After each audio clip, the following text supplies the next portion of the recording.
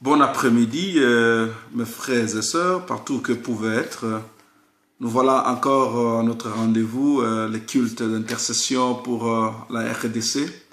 Je voudrais vous inviter un peu de voir, de faire le scan du monde dans le plan du média, les informations partout et voir tout ce qui se passe. Ça doit nous donner une indication que les signes du temps sont là. Et évidemment, comme nous sommes là, nous avons le devoir et nous sommes dans la mission de continuer à parler de ce que Dieu peut faire passer dans nos cœurs comme un message. Et voilà, c'est ainsi dit l'Éternel. Et vous me verrez plus quand il y a un message perçant que le Saint-Esprit m'a convaincu de partager avec le média. Et je viendrai et je ferai la part que le Seigneur m'a demandé.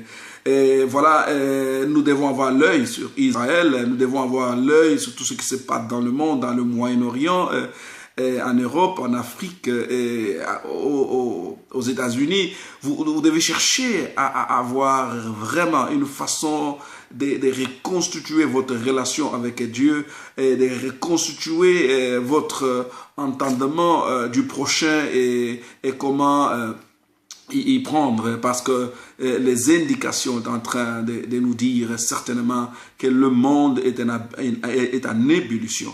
Et le prophète Jean l'a parlé dans le livre de Révélation ou le livre d'Apocalypse. Nous devons vraiment, en tant que chrétiens, en ce moment, de s'y mettre et d'être vraiment dans une bonne relation avec Dieu et avec nos prochains. Et voilà, dans tout ce qui se passe chez nous au pays, en Afrique, qui se passe partout, et ce qui est important, c'est de rentrer dans les contextes divins et chercher ce que Dieu a dit. Qu'est-ce que Dieu veut en ce moment? Voilà, et ainsi dit l'Éternel, venant des livres d'Ésaïe, chapitre 3, versets 14 à 15. Et voilà, je veux lire. L'Éternel se présente pour plaider. Il est debout pour juger le peuple. Verset 14. L'Éternel entre en jugement avec les anciens de son peuple et ses chefs. Vous avez brouté la vigne, la dépouille du pauvre est dans vos maisons. Écoutez ceci. De quel droit foulez-vous mon peuple et écrasez-vous la face de pauvre?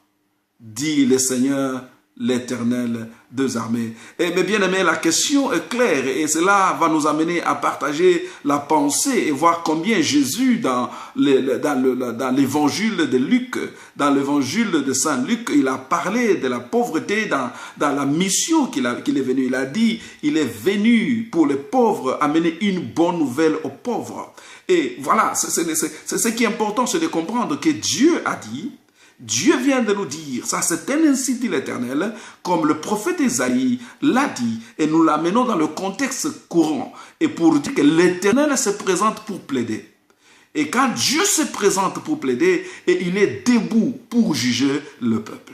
Dieu est debout, et quand Dieu se tient debout, la Bible dit quand Dieu se tient debout, les ennemis se dispersent. Ainsi que nous sommes ici, et Dieu a dit, l'Éternel entre en jugement avec les anciens de son peuple et ses chefs. Vous devez chercher à savoir quelle position que vous avez. Ça peut être en église, ça peut être dans le pays, ça peut être dans un coin quelconque. Dieu se tient debout et il entre en jugement avec les anciens. Et les leaders, c'est les anciens, vous pouvez vous représenter, vous pouvez être un ministre, vous pouvez être un ancien église, vous pouvez être un président de la République, vous pouvez être un parlementaire, un sénateur, vous pouvez être qui que ce soit. Vous pouvez être un manager dans une entreprise quelconque. Dieu dit, vous avez brouté la vigne. Ce n'est pas que c'est pour qui que ce soit. La Bible dit, Dieu se lève en jugement avec les anciens et le chef qui ont brouté la vigne.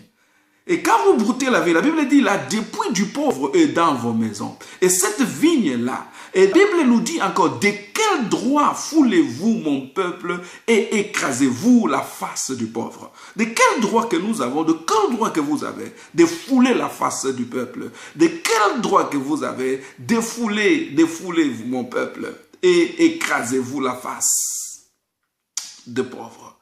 Et Dieu a dit ceci. C'est une question très importante dans des différentes orientations, oppositions, ou peut-être sphères politiques, ou dans des églises. De quel droit que vous avez? Et en anglais, c'est bien d'expliquer que vous devez retourner ce qui appartenait aux pauvres. Donc ici, nous devons chercher à savoir que Dieu a dit de quel droit foulez-vous mon peuple et écrasez-vous la face des pauvres. Vous n'avez pas droit.